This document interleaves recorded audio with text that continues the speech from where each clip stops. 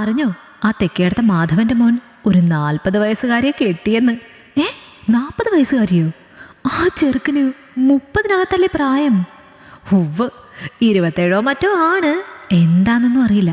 ചെറുക്കൻ ജോലി ചെയ്യണത് തിരുവനന്തപുരത്തല്ലേ. അവിടെങ്ങാണ്ടുള്ള ഒരു പെണ്ണാണ്.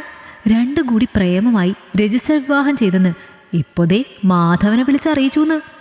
ഈ ചെക്കനിത് എന്തിൻ്റെ കേടാണ്? പ്രേമിക്കാൻ അമ്മയുടെ പ്രായമുള്ള പെണ്ണിനെ മാത്രമേ കിട്ടിയുള്ളൂ. കാലം പോയ പോക്കേ. നാട്ടിലെല്ലായിടത്തും ആ വാർത്ത പരന്നു. കേട്ടത് സത്യമായിരുന്നു. തെക്കേടത്തെ തറവാട്ടിലെ മാധവന്റെ ഏക ആൺതരി ആനന്ദിനെ പറ്റിയാണ് എല്ലാവരും പറഞ്ഞത്. എറണാകുളം സ്വദേശിയായ ആനന്ദ് തിരുവനന്തപുരം ടെക്നോ പാർക്കിലാണ് ജോലി നോക്കുന്നത്. അവിടെ ക്യാൻറ്റീൻ നടത്തിപ്പുകാരിയായ ഇന്ദുവിനെയാണ് അവൻ വിവാഹം ചെയ്തത്. 1 വർഷത്തോളമായുള്ള രണ്ടാളുടെയും പരിചയമാണ് പ്രണയമായും അവിടെ നിന്നും വിവാഹത്തിലും കലാശിച്ചത്. ഇന്ദുവിൻ്റെ അടുത്ത ബന്ധുക്കൾ ആരും ജീവിച്ചിരിപ്പില്ല. ഒരു ഫാമിലി ടൂർ വേളയിലുണ്ടായ ബസ് അപകടത്തിൽ അച്ഛനും അമ്മയും സഹോദരനും ഉൾപ്പെടെ അടുത്ത ബന്ധുക്കളെല്ലാവരും മരണപ്പെട്ടിരുന്നു. ശേഷം ഒറ്റയ്ക്കായ അവൾ പരിചയക്കാരുടെ സഹായത്തിലാണ് ക്യാൻറ്റീൻ നടത്തിപ്പ് ഏറ്റെടുത്തത്. താമസം അടുത്ത് തന്നെയുള്ളൊരു ഹോസ്റ്റലിലും. അതിനിടയിൽ വിവാഹക്കാര്യമൊക്കെ മറന്നു. എന്നാൽ അടുത്ത് പരിചയപ്പെട്ട് 6 മാസങ്ങൾക്കുള്ളിൽ തന്നെ ആനന്ദ് തൻ്റെ ഇഷ്ടം ഇന്ദുവിനെ അറിയിച്ചിരുന്നു. എന്നാൽ പ്രായവ്യത്യാസം മൂലം തന്നെ ഒരുപക്ഷെ അവൻ്റെ ആഗ്രഹം മറ്റെന്തേലും ആകും എന്ന് കരുതി പരമാവധി അവൾ അകറ്റി നിർത്തി. എന്നാൽ പതിയെ പതിയെ ആനന്ദിൻ്റെ ഉള്ളിലെ സ്നേഹത്തിൻ്റെ ആത്മാർത്ഥത മനസ്സിലാക്കവേ അറിയാതെ ഇന്ദുവിൻ്റെ ഉള്ളിലും ഒരിഷ്ടവും പ്രതീക്ഷകളുമൊക്കെ ജനിച്ചു. ഒടുവിൽ അവൻ്റെ നിർബന്ധത്തിന് വഴങ്ങി തന്നെയാണ് അവർ വിവാഹിതരായതും. ഉള്ളിൽ പേടിയുണ്ടായിരുന്നെങ്കിലും ധൈര്യം സംഭരിച്ചുകൊണ്ടാണ് ആനന്ദ് മാധവനെ വിളിച്ച് കാര്യങ്ങൾ പറഞ്ഞത്. എന്നാൽ അപ്പോൾ മുതൽ മാധവൻ പിന്നെ മറുപടി ഒന്നും തന്നെ പറഞ്ഞില്ല. ആനന്ദ് ഈ ചെയ്തത് എടുത്തുചാട്ടമായി പോയിന്ന് തോന്നുന്നുണ്ടോ? ഒരിക്കലും നിന്റെ വീട്ടുകാർ നമ്മുടെ ഈ ബന്ധം അംഗീകരിക്കില്ല. ഞാൻ കാരണം നീ ഒറ്റപ്പെടും. അത് പറയുമ്പോൾ ഇന്ദുവിൻ്റെ ശബ്ദം ഇടറിയിരുന്നു. ഒരിക്കലും ഞാൻ ഒറ്റപ്പെടില്ലടോ. എനിക്കൊപ്പം താനുണ്ടല്ലോ. പിന്നെ ശരിയാണ്, ഈ ബന്ധം എല്ലാവർക്കും കൗതുകമായേക്കാം. പലരും കളിയാക്കിയേക്കാം, പുച്ഛിച്ചേക്കാം. പക്ഷേ അതൊന്നും നമ്മൾ കാര്യമാക്കേണ്ടതില്ല. കാരണം നമ്മുടെ ഉള്ളിൽ കള്ളത്തരമില്ല. വീട്ടുകാർ ഉപേക്ഷിച്ചാൽ നമുക്കിവിടെ തിരുവനന്തപുരത്ത് തന്നെ സെറ്റിലാകാം. തനിക്കും എനിക്കും മാന്യമായ വരുമാനം ഉള്ളിടത്തോളം കാലം ആർക്കും നമ്മളെ ഒന്നും ചെയ്യാൻ പറ്റില്ല. സുഖമായിട്ട് ജീവിക്കാനും കഴിയും. ആനന്ദിൻ്റെ ആശ്വാസവാക്കുകൾ ഇന്ദുവിൻ്റെ മുഖത്തെ വേവലാതി അകറ്റി. ഈ സമയം തന്നെ തെക്കേടത്ത് തറവാട്ടിൽ വലിയ ചർച്ചകൾ നടന്നിരുന്നു. നാട്ടിലെ പേരുകേട്ട തറവാട്ടുകാർ ആയതിനാൽ തന്നെ ആനന്ദിൻ്റെ ഈ പ്രവൃത്തി വലിയ നാണക്കേടായി എന്നാണ് ബന്ധുക്കൾ വിലയിരുത്തിയത്. ഇനി മേലിൽ അവനെ വീടിനുള്ളിൽ കയറ്റരുത് എന്ന് മൂത്ത കാരണവർ ഉറപ്പിച്ചു പറയുമ്പോൾ മാധവൻ മൗനമായിരുന്നു. എന്നാൽ ആനന്ദിൻ്റെ അമ്മ ശ്രീദേവിക്ക് ഇതൊന്നും സഹിക്കാവുന്നതിലും അപ്പുറമായിരുന്നു. വിങ്ങിപ്പൊട്ടി അവരെ ആശ്വസിപ്പിക്കാൻ ബന്ധുക്കൾ ശ്രമിച്ചുകൊണ്ടിരുന്നു. ഇന്നിപ്പോൾ ഇങ്ങോട്ട് വരുമെന്നല്ലേ അവൻ പറഞ്ഞേക്കുന്നേ?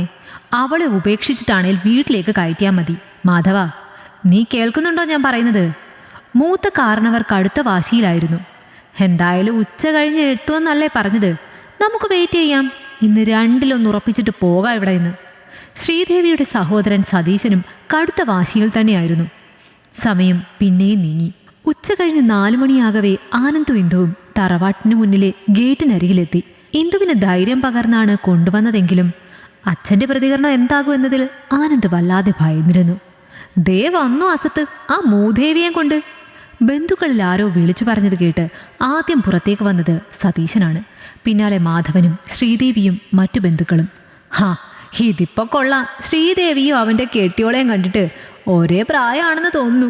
പുച്ഛത്തോടെ സതീശൻ അത് പറയുമ്പോൾ ഇന്ദുവുമായി പതിയെ ഗേറ്റ് കടന്ന് മുറ്റത്തേക്ക് കയറി ആനന്ദ്. അവിടെ നിൽക്ക്. ഒറ്റയ്ക്കാണേൽ ഇങ്ങോട്ട് വന്നാൽ മതി. അല്ലേൽ നേരെ തിരിച്ചു വിട്ടോ. മൂത്ത കാരണവർ ഉറഞ്ഞു തുള്ളുമ്പോൾ ആകെ ഭയന്നു പോയി ഇന്ദു. പേടിക്കണ്ട, ഞാനില്ലേ ഒപ്പം. അവളെ ആശ്വസിപ്പിച്ചുകൊണ്ട് കൂടെ കൂട്ടി ആനന്ദ്. എന്നാൽ അപ്പോഴേക്കും സതീശനും മുന്നിലേക്ക് കയറി. ആനന്ദ്, അമ്മാവൻ പറഞ്ഞത് നീ കേട്ടില്ലേ? ഒറ്റയ്ക്കാണേൽ മാത്രം അകത്തേക്ക് വന്നാൽ മതി. നിന്റെ കെട്ടിലമ്മയെ ഇവിടെ ആർക്കും കാണണ്ട. ഈ വീട്ടിൽ വാഴാൻ ആരും സമ്മതിക്കേയില്ല. ആ വാക്കുകൾ കേൾക്കേ ഒന്ന് നിന്നു ആനന്ദ്. അമ്മാവനല്ലല്ലോ അത് പറയേണ്ടത്, അച്ഛനല്ലേ. നാട്ടിൽ നവോത്ഥാനം വിളമ്പുന്ന കമ്മ്യൂണിസ്റ്റ് അല്ലേ എൻ്റെ അച്ഛൻ. ആ അച്ഛൻ പറയട്ടെ ഇറങ്ങിപ്പോകാൻ. എങ്കിൽ ഞങ്ങൾ പൊയ്ക്കോളാം. മറുപടി പറഞ്ഞില്ല മാധവൻ. എന്നാൽ ആ സമയം കലി കയറി അവൻ്റെ മുന്നിലേക്കെത്തി കവിളിൽ ആഞ്ഞടിച്ചു ശ്രീദേവി. തോന്നിയാസം പറയുന്നു അസത്തെ. പൊന്നു പോലെ നോക്കി വളർത്തിയ ഞങ്ങളുടെ മുന്നിൽ ഇങ്ങനെ വന്നു നിൽക്കാൻ നിനക്ക് നാണമില്ലേ? അടി കൊണ്ട് പിന്നിലേക്ക് വേച്ചു പോയ ആനന്ദിനെ പിടിച്ചു നിർത്തിയത് ഇന്ദുവാണ്. ആനന്ദ് തെറ്റൊന്നും ചെയ്തിട്ടില്ല, ദയവ് ചെയ്തു ഉപദ്രവിക്കരുത്, ശ്രീദേവിക്ക് മുന്നിൽ കെഞ്ചിയവൾ. അത് കൊള്ളാം, കുടുംബത്തിൽ വലിഞ്ഞു കയറി വന്നിട്ട് ഇപ്പോൾ അവന് വക്കാലത്തും പറഞ്ഞു തുടങ്ങിയോ? നിന്റെ കാര്യം സാധിക്കാൻ ഞങ്ങളുടെ ചെക്കനെ മാത്രമേ കിട്ടിയുള്ളൂടി. അത്രയ്ക്ക് മൂത്ത് നിൽക്കുമായിരുന്നാൽ നിനക്കിതങ്ങ് തൊഴിലാക്കി കൂടായിരുന്നോ? അതാകുമ്പോൾ സുഖവും കിട്ടും, വരുമാനം ആയേനെ, കാണാൻ നല്ല തൊലിവെളുപ്പൊക്കെ ഉള്ളതുകൊണ്ട് കസ്റ്റമേഴ്സ് ആവശ്യം പോലെ വന്നേനെ. ഇന്ദുവിന് നേരെ അസഭ്യവർഷവുമായി സതീശൻ മുന്നിലേക്ക് കയറവേ തൻ്റെ ക്ഷമ നശിക്കുന്നത് തിരിച്ചറിഞ്ഞു ആനന്ദ്. അമ്മാവൻ ഇനി ഒരു വാക്ക് പറഞ്ഞു പോകരുത്, പറഞ്ഞാൽ ചിലപ്പോൾ നമ്മൾ തമ്മിൽ അടിയായേക്കും. കടുത്ത രോഷത്തിൽ ആനന്ദം മുന്നിലേക്ക് കയറവേ രംഗം വഷളായി തുടങ്ങി. കൊള്ളാലോ ചെക്കൻ, അച്ചിയെ പറഞ്ഞപ്പോൾ അവന് കയറി കൊണ്ടത് കണ്ടോ? എന്ത് കൂടോത്രം ചെയ്തിട്ടാണോ ഈ പൂതന ചെക്കനെ മെരുക്കിയെടുത്തത്? അകന്ന ഒരമ്മായി കൂടി അഭിപ്രായവുമായി മുന്നിലേക്ക് കയറവേ താൻ മൂലം അവിടെ ഒരു വലിയ പ്രശ്നം ഉണ്ടായേക്കാമെന്ന് ഉറപ്പിച്ചു ഇന്ദു. ഒന്ന് നിർത്തോ എല്ലാവരും, ഞാൻ ഒന്നിനുമില്ല. എൻ്റെ പേരും പറഞ്ഞ് ആരും പ്രശ്നം ഉണ്ടാക്കുകയും വേണ്ട. സ്വന്തമെന്നോ ബന്ധമെന്നോ പറയാൻ ആരും ഇല്ലാത്തവളാണ് ഞാൻ. ആനന്ദ് എനിക്ക് മുന്നിൽ ഒരു ജീവിതം വെച്ച് നീട്ടിയപ്പോൾ ഒരുപാട് പ്രതീക്ഷിച്ചു പോയി, അതുകൊണ്ടാണ് ഇറങ്ങിത്തിരിച്ചത്. ഞാൻ തിരികെ പോയേക്കാം. അവസാന വാക്കുകളിൽ ഒച്ചയിടറിയെങ്കിലും ഒരുവിധം പറഞ്ഞൊപ്പിച്ചു തിരിഞ്ഞു നടന്നു ഇന്ദു. ഇന്ദു, പോവല്ലേ നീ? പിന്നാലെ തിരിഞ്ഞു ആനന്ദും. അത്രയും സമയം മൗനമായി നിന്ന മാധവൻ ആ സമയം പതിയെ മുന്നിലേക്ക് കയറി. ഒന്ന് നിൽക്ക് രണ്ടാളും. ആ ഉറച്ച വാക്കുകൾക്ക് മുന്നിൽ അറിയാതെ നിന്നുപോയി ഇന്ദുവും ആനന്ദും. തിരിയവേ അയാൾ ആനന്ദിൻ്റെ തൊട്ടരികിലെത്തിയിരുന്നു. അച്ഛാ, ഞാൻ മറുപടി പറയാൻ വാക്കുകൾക്കായവൻ പരതവേ ചേക്കിട്ടടക്കം ഒന്ന് പൊട്ടിച്ചു മാധവൻ. അമ്മയുടെ അടിപോലെ ആയിരുന്നില്ല ഇത്തവണ. നില തെറ്റി ആനന്ദ് നിലത്തേക്ക് വീണുപോയി. ഓടിയെത്തി അവനെ പിടിച്ചെഴുന്നേൽപ്പിക്കുമ്പോൾ ഇന്ദുവും ഒന്ന് ഭയന്നു. അത് കലക്കി അളിയാ, അടിച്ചിറക്കിയ അസത്തിനെ. സതീശനും മുന്നിലേക്ക് കയറി. ആ സമയം ആനന്ദിൻ്റെ ഷർട്ടിൻ്റെ കോളറിൽ പിടിച്ച് വലിച്ച് തന്നോടടുപ്പിച്ചു മാധവൻ. ഈ അടി എന്തിനാണെന്ന് മനസ്സിലായോ നിനക്ക്? മറുപടിയില്ലാതെ ഭയന്ന് നിന്നുപോയി ആനന്ദ്. അത് കണ്ട് തുടർന്നു മാധവൻ. ഞാനടിച്ചത് നീ ഇവളെ കെട്ടിയതിനല്ല, പൊന്നുപോലെ നോക്കി വളർത്തിയിട്ടും ഇങ്ങനെ ഒരു കാര്യം വന്നപ്പോൾ എന്നെയോ നിന്റെ അമ്മയെയോ അറിയിക്കാത്തതിനാണ്. ആ വാക്കുകൾ കേട്ട് ആകെ അന്താളിച്ചു നിന്ന ആനന്ദിന് മുന്നിലേക്ക് കയറി ശ്രീദേവിയും. നേരത്തെ ഞാനൊന്ന് തന്നത് എന്തിനാണെന്ന് മനസ്സിലായിരുന്നു. അതും നീ ഇവളെ കെട്ടിയതിനല്ല, ഇത്രയും ബന്ധുക്കളുടെ മുന്നിൽ വെച്ചിട്ട് നിന്റെ അച്ഛനെ കളിയാക്കുന്നത് പോലെ സംസാരിച്ചതിനാണ്. ഇത്തവണ എല്ലാവരും ഞെട്ടി. അപ്പോൾ ഈ കാണിച്ച തോന്നിവാസത്തിന് നിങ്ങൾക്കൊരു പ്രശ്നമില്ലേ? സതീശൻ്റെ ചോദ്യം കേട്ട് മാധവൻ ഒന്ന് തിരിഞ്ഞു. സതീശ, അവൻ കണ്ടെത്തിയ പങ്കാളിക്ക് പ്രായം അല്പം കൂടുതലാണ്, അത് ശരിയാണ്. എന്ന് കരുതി അതൊരു വലിയ തെറ്റൊന്നുമല്ല. ഞാൻ നിന്റെ പെങ്ങളെ ഈ ശ്രീദേവിയെ കിട്ടുമ്പോൾ എനിക്ക് 35 ഇവൾക്ക് 19 ആയിരുന്നു. അന്ന് ആർക്കും ഒരു പ്രശ്നമില്ലായിരുന്നു, ഈ പറഞ്ഞ നിനക്ക് പോലും. ഇന്നും ഓരോ കല്യാണങ്ങൾ നോക്കുമ്പോൾ ചെറുക്കൻ എപ്പോഴും പെണ്ണിനേക്കാൾ പ്രായം കൂടുതലാണ്. നമ്മുടെ നാട്ടിൽ പൊതുവേ നടക്കുന്നതാണ്. ഈ കെട്ടുന്ന ചെറുക്കന് പ്രായം എത്ര വേണോ ആകാം, പെണ്ണിന് കൂടിപ്പോയാൽ കുറ്റം എന്നത്. ആ പരിപാടിയോട് എനിക്ക് വലിയ താല്പര്യമൊന്നുമില്ല. ജീവിതം അവരവരുടേതാണ്, ജീവിക്കുന്നത് അവരാണ്. അതിൽ പിന്നെ നമ്മൾ എന്ത് അഭിപ്രായം പറയാൻ?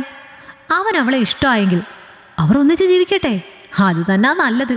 മാധവന്റെ വാക്കുകൾ കേട്ട് എല്ലാവരും അന്താളിപ്പോടെ മുഖാമുഖം നോക്കുമ്പോൾ കൂടുതൽ ആശ്ചര്യം ആനന്ദിനും ഇന്ദുവിനുമായിരുന്നു. വാ പൊളിച്ചു നിൽക്കുന്ന ആനന്ദിന്റെ ചുമലിൽ ഒന്ന് തട്ടി മാധവൻ. അച്ഛൻ വെറുതെ വാക്കുകളിൽ മാത്രം നവോത്ഥാനം വിളമ്പി നടക്കുന്ന ആളല്ല മോനെ. കാര്യങ്ങളൊക്കെ മനസ്സിലാക്കാൻ കെൽപ്പുള്ള ആൾ തന്നെയാണ്. അറിയാതെ മിഴികൾ നിറഞ്ഞുപോയി ആനന്ദിന്. ഈ സമയമൊക്കെയും കേട്ട് കലി കയറിയ മൂത്ത കാരണവർ മുന്നിലേക്ക് ചാടിക്കയറി. എന്ത് തോന്നിയാസാണ് ഇവിടെ നടക്കുന്നത്? നിങ്ങൾക്കൊക്കെ എന്താ വട്ടാണോ? എൻ്റെ കുടുംബത്തിൽ അത് നടക്കാൻ ഞാൻ സമ്മതിക്കില്ല. അതെ, അത് തന്നെ എനിക്കും പറയാനുള്ളത്. സതീശനും വിട്ടുകൊടുത്തില്ല. എന്നാൽ അവർക്ക് മുന്നിൽ മാധവൻ മൗനമായി. പകരം ശ്രീദേവി ആ ദൗത്യം ഏറ്റെടുത്തു. അതെ, ഇത് ഞങ്ങളുടെ കുടുംബമാണ്. ഇവിടെ ഇങ്ങനെയൊക്കെയാണ്. അംഗീകരിക്കാൻ ബുദ്ധിമുട്ടുള്ളവർക്ക് പോകാം. ആരെയും പിണക്കാൻ ഞങ്ങൾക്ക് ആഗ്രഹമില്ല. ആ അറുത്തുമുറിച്ച വാക്കുകൾക്ക് മുന്നിൽ പിന്നെ മറുപടി പറയുന്നത് പന്തിയല്ല എന്ന് മനസ്സിലാക്കിയ സതീശനും കാരണവരും മറ്റു ബന്ധുക്കളും ക്ഷണനേരം കൊണ്ട് കലിതുള്ളി സ്ഥലം കാലിയാക്കി. വെറുതെ നിന്ന് മനുഷ്യൻ്റെ സമയം കളഞ്ഞു. പുല്ല്. ആരൊക്കെയോ പിറുവിറുക്കുന്നുണ്ടായിരുന്നു. അമ്മേ, അച്ഛ. പൊട്ടിക്കരഞ്ഞുകൊണ്ട് രണ്ടുപേരെയും മാറി മാറി പുണർന്നു ആനന്ദ്. ആ സമയം നിറകണ്ണുകളുമായി പിന്നിലേക്ക് തന്നെ നിന്നു ഇന്ദു. അത് കണ്ടിട്ട് പതിയെ ശ്രീദേവിയെ കണ്ണു കാണിച്ചു മാധവൻ. വേഗത്തിൽ ശ്രീദേവി ഇന്ദുവിൻ്റെ അരികിലെത്തി അവളുടെ കരം കവർന്നു. ഇന്ദു, വാ, വിഷമിക്കേണ്ട. നിങ്ങൾക്കൊന്നിച്ച് ജീവിക്കാനാണ് ആഗ്രഹമെങ്കിൽ ഇവിടെ ആരും എതിര് നിൽക്കില്ല.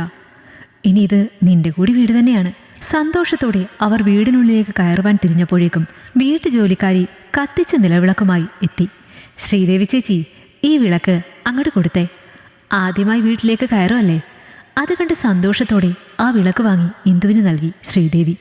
ഒരുപാട് വർഷങ്ങൾക്ക് ശേഷം നഷ്ടമായ ബന്ധുക്കളെ തിരികെ കിട്ടിയ സന്തോഷത്തിൽ പുതിയ ജീവിതത്തിലേക്ക് ആനന്ദമൊന്നിച്ച് വലതുകാൽ വെച്ച് കയറി ഇന്ദു. ഈ കഥ നിങ്ങൾക്കിഷ്ടമായെങ്കിൽ ലൈക്ക് ചെയ്യൂ. നിങ്ങളുടെ അഭിപ്രായങ്ങൾ കമന്റായി രേഖപ്പെടുത്തൂ. കൂടുതൽ കഥകൾ കേൾക്കാൻ ഈ ചാനൽ സബ്സ്ക്രൈബ് ചെയ്യൂ.